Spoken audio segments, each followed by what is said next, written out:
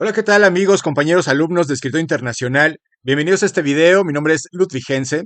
En este video vamos a explicar muy rápidamente los acontecimientos que han estado sucediendo en Medio Oriente, en Israel, luego de este atentado del grupo Hamas a territorio israelí y todo lo que ha desatado, ¿no? Vamos a explicar muy rápidamente este conflicto para poder entender varios puntos comunes que los medios de comunicación tratan de explicar en la actualidad, aunque ya subimos y los invito a que revisen la serie de videos del curso para entender lo que pasa en el mundo, que hablan acerca del conflicto árabe-israelí, en donde nos vamos hasta atrás, al origen de las religiones, de la judía, la cristiana, el islam, para ver cómo se entremezclan a lo largo del tiempo. Vamos a ir viendo cómo este territorio que ahora está en disputa ha sido controlado por diferentes imperios a lo largo del tiempo, cómo después de la Primera y la Segunda Guerra Mundial queda estructurado la conformación del Estado de Israel y el conflicto que ha traído como consecuencia a partir de ese momento y hasta la actualidad. Entonces los invito a que vean esta serie de videos del curso. Voy a dejar aquí el link para que lo puedan revisar. Y mientras tanto, bueno, vamos a revisar rápidamente los puntos principales de este conflicto en el presente, el conflicto árabe-israelí. Bueno, vamos a empezar aquí haciendo referencia a la historia, aquí en la línea de tiempo. Como saben, acá en la parte de arriba tenemos los años de la línea de tiempo cronológicos y del lado izquierdo en esta columna pues tenemos los países, en este caso de Medio Oriente, ¿no? Y vamos viendo hacia la derecha pues todos los elementos que han ido ocurriendo cronológicamente. En esta época, principios del siglo, antes de que empezara la Primera Guerra Mundial, acuérdense que Palestina, el territorio de Palestina, estaba dominado por lo que fue el Imperio Turco Otomano en esa época. Y ya era conocido el Imperio Turco Otomano como el viejo enfermo de Europa, ¿no? El viejo decadente. Ya era un imperio que estaba a punto de caer ya desde hacía mucho tiempo. Y tanto el Imperio francés como el Imperio británico estaban muy atentos para poderse quedar con los territorios que dominaba el Imperio Turco, las colonias que manejaba alrededor del imperio de lo que actualmente es Turquía. Y entonces, tanto Reino Unido como Francia van a apresurarse a poder administrar y entrar en contacto con los gobernadores, con los pueblos de esta región, para poder ofrecerles una forma de vida, continuando con este control, pero ahora por parte de los occidentales. Es en 1916 cuando, precisamente con el acuerdo de Sykes-Picot, en mayo, el 16 de mayo, se va a firmar este acuerdo entre Francia y Gran Bretaña para dividirse este territorio que estaba en manos del Imperio Turco Otomano y para delimitar esta administración futura en Medio Oriente. Algo importante que señalar es que Reino Unido había sido financiado desde la época del siglo XVIII, desde principios del siglo XVIII, desde la Revolución Francesa. Habían sido las monarquías, bueno, la francesa en ese momento había sido financiada por el capital de los bancos judíos, ¿no? De la banca judía. Por ejemplo, la familia Rothschild, de la familia que actualmente pues es dueña de varios bancos, del banco más importante en Suiza, etcétera, empiezan a incrementar su fortuna a partir de 1700 y empiezan a hacer inversiones y al cabo de varias generaciones pueden amasar una fortuna tan grande que incluso van a financiar a las monarquías europeas en la época de la Revolución Francesa, precisamente para que puedan defenderse de los movimientos revolucionarios que amenazan con erradicar las monarquías en Europa, ¿no? Entonces, este capital judío es un capital que utiliza Reino Unido para poder luchar en las guerras mundiales y por lo tanto pues va a estar comprometido de alguna manera con los intereses judíos de aquí en adelante, ¿no? Ya a partir de 1917, luego del acuerdo Sykes-Picot, se hace una declaración Balfour, que era una declaración secreta, no se supo de esto hasta mucho tiempo después, en la que se pensaba otorgarles a los judíos un hogar, un territorio, un estado en lo que actualmente es Palestina, en este territorio que, bueno, era considerado como un territorio bajo la ocupación del Imperio Turco Otomano, por lo cual nunca fue un país como tal, ¿no? Nunca fue una delimitación fronteriza que pudiera ser reconocida internacionalmente como Palestina, sino que pasó de ser un territorio administrado por una potencia a ser un territorio administrado por otra potencia, en este caso por Reino Unido. Y Reino Unido, al tener estos intereses económicos y estos vínculos con la banca judía, va a favorecer a que precisamente se construya un hogar judío en este territorio, ¿no? Entonces, la familia Rothschild y otras organizaciones judías van a comenzar en este momento, en 1917, a partir de ahí, a comprar terrenos dentro de Palestina de forma masiva y va a haber una gran migración por parte del pueblo judío y como saben, hay poblaciones judías en todo el mundo. Ya a partir de ese momento se estableció un mandato dentro de este territorio, un mandato británico. Ahí está en 1919. Por eso está aquí en este recuadro de color azul. Es el tiempo en el que duró este mandato británico, en el que pues Reino Unido, sin haber determinado todavía que se iba a constituir un país como tal, el bando británico pues controlaba este territorio, ¿no? Ahí está el mapa donde podemos ver todo el territorio que controlaba Gran Bretaña y que posteriormente se fue dando independencias a estos territorios en los que, mientras tanto, como vemos aquí, pues la gente iba huyendo, ¿no? Este territorio ya se encontraba reconocido por parte de los judíos como un territorio seguro y ahí fueron migrando una gran cantidad de judíos desde las leyes de Nuremberg, ya desde el 1935 en Alemania, ya con la represión que empezaba a existir en contra de los judíos todavía antes de la Segunda Guerra Mundial, y ya en la Segunda Guerra Mundial, ya entrando digamos, en materia toda esta cuestión del Holocausto, pues todavía gente, mucha más gente judía fueron yéndose a este territorio de Palestina que todavía no estaba definido pues como nada, ¿no? Estábamos en el mundo precisamente dentro del conflicto de la Segunda Guerra Mundial. Termina la Segunda Guerra Mundial en 1945 y entonces hay una propuesta. Acuérdense que a partir de esta fecha también se constituyó la ONU como la conocemos actualmente.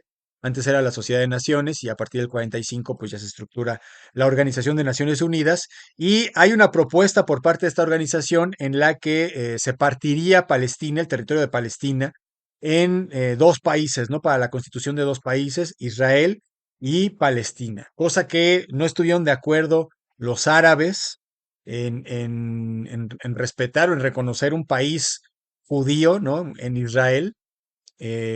Para los árabes, la construcción o el reconocimiento de este país dentro de Medio Oriente, dentro de un territorio que es inmensamente árabe y musulmán, representaba un punto de conflicto y una forma que tenía Occidente para crear crisis y para tener, digamos, un punto de apoyo dentro de Medio Oriente, ¿no? Acuérdense que Medio Oriente siempre fue una cultura y fue un imperio, ¿no? Que fue avanzando a lo largo del tiempo, convirtiendo una gran población, a una gran cantidad de población, desde el centro de Medio Oriente, donde está Arabia Saudí, donde está Irak, Irán, y se fue expandiendo a lo largo del tiempo por el norte de Europa, por el norte de África, incluso llegó a Europa, ¿no? Por parte de España y los occidentales europeos tenían mucho miedo de este expansionismo por parte de los musulmanes, que ya hemos visto históricamente cómo lo enfrentaron con las cruzadas, etcétera, etcétera. Y entonces la construcción de este Estado de Israel dentro de un territorio musulmán significaba esa posibilidad de tener control de estos países para que no se siguieran expandiendo, no tuvieran grandes poderes que pudieran representar algún tipo de peligro para Occidente. En 1947, ya con la resolución 181 de la Nación de la ONU, se divide, es la aprobación para la creación de los estados, se divide Palestina y se divide el territorio, ¿no? Como decíamos, los musulmanes no van a estar de acuerdo, los países vecinos Jordania, Siria, Palestina, evidentemente, Egipto, no van a estar de acuerdo con la construcción de este Estado y de inmediato van a entrar en guerra contra Israel, ¿no? Esta guerra en la que pues, los israelíes ven como una guerra de defensa, como una guerra de independencia, de liberación, y el resto del Medio Oriente lo ven como una guerra en contra de una imposición por parte de Occidente en un territorio que no les correspondía, ¿no? Entonces, esto es importante porque marca la pauta de los conflictos del Medio Oriente en el futuro. Este conflicto duró pues mucho tiempo, ha habido muchos atentados, ha habido diferentes tipos de guerras y organizaciones que se han ido creando precisamente para poder encontrar una resolución satisfactoria para ambas partes, ¿no? En 1967 estalla esta guerra llamada la Guerra de los Seis Días, en la que Israel se impone a todos los países vecinos, ¿no? Acuérdense también que Israel tiene una gran cantidad de capital y por lo tanto es un país que tiene uno de los mejores ejércitos del mundo, tiene una gran capital, como decíamos, y tiene un gran apoyo también por parte de Estados Unidos, que tiene muchos intereses, sobre todo geopolíticos, ¿no? Lo que mencionábamos ahorita acerca de meter un interés, un estado aliado dentro de un territorio que originalmente no tendría que estar haciendo nada por ahí, pero que le sirve a Occidente, que le sirve a Estados Unidos para poder estar presente y controlar la zona. Se va a crear la Organización de la Liberación Palestina en 1864, a la cabeza Yasser Arafat, seguramente lo vieron en algún momento. Esta organización de Palestina, pues lo que busca es que haya reconocimiento del Estado y que se respete el derecho internacional y que pues deje de haber conflictos entre judíos y palestinos.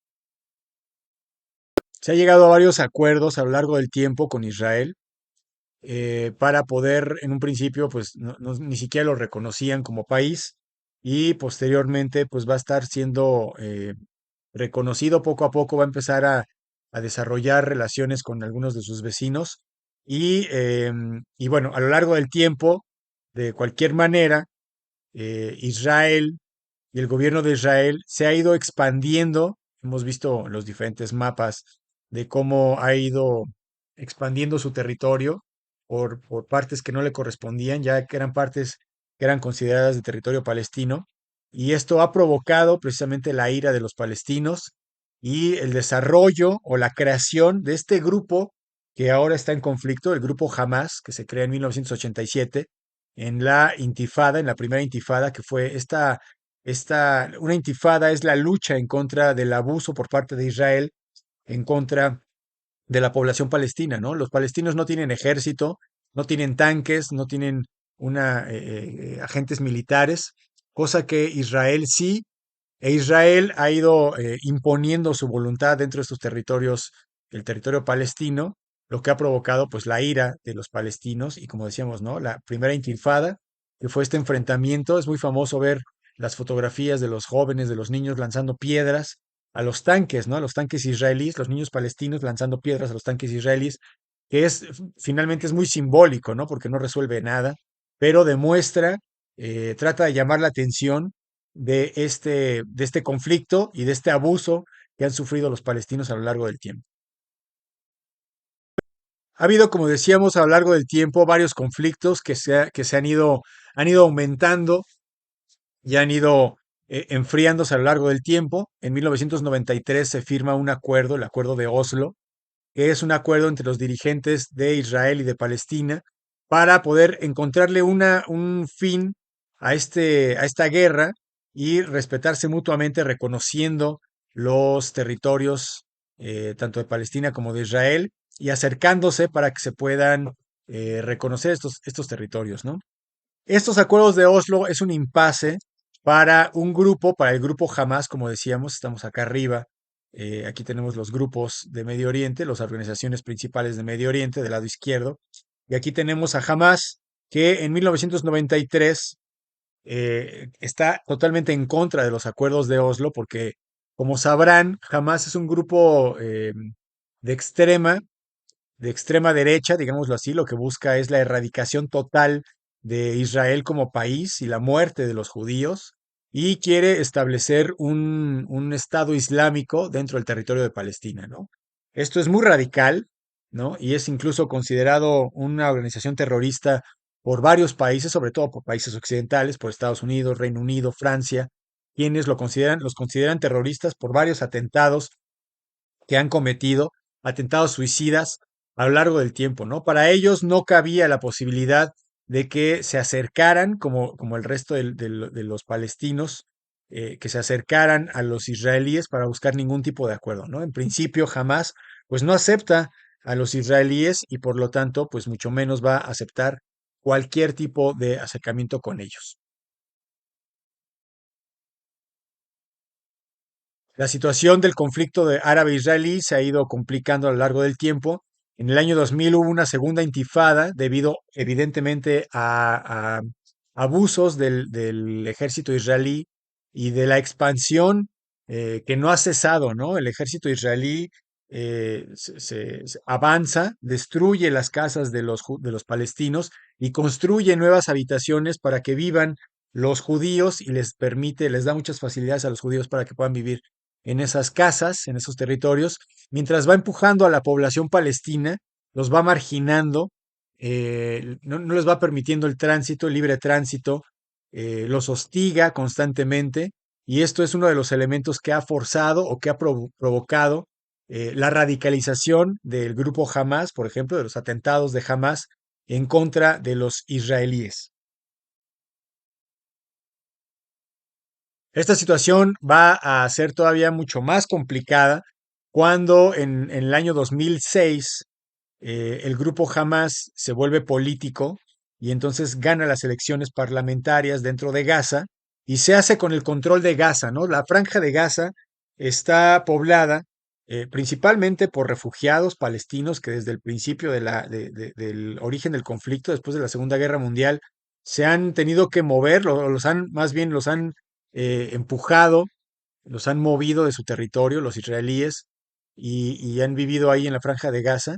Y ahí es donde el grupo Hamas se ha concentrado, los militantes del grupo Hamas se han concentrado, y esto ha provocado que Israel y el vecino Egipto también hayan bloqueado esta franja de Gaza, no permitiendo a nadie salir y entrar, ¿no? Del territorio. Hay fronteras y hay unas bardas, hay una barda que rodea prácticamente toda Gaza, que construyó una compañía israelí y que no permite que la población entre o salga, ¿no? Y esto con el pretexto de que jamás no reciba ni financiamiento, ni armas, ni apoyo, y que pueda mantenerse seguro el Estado de Israel.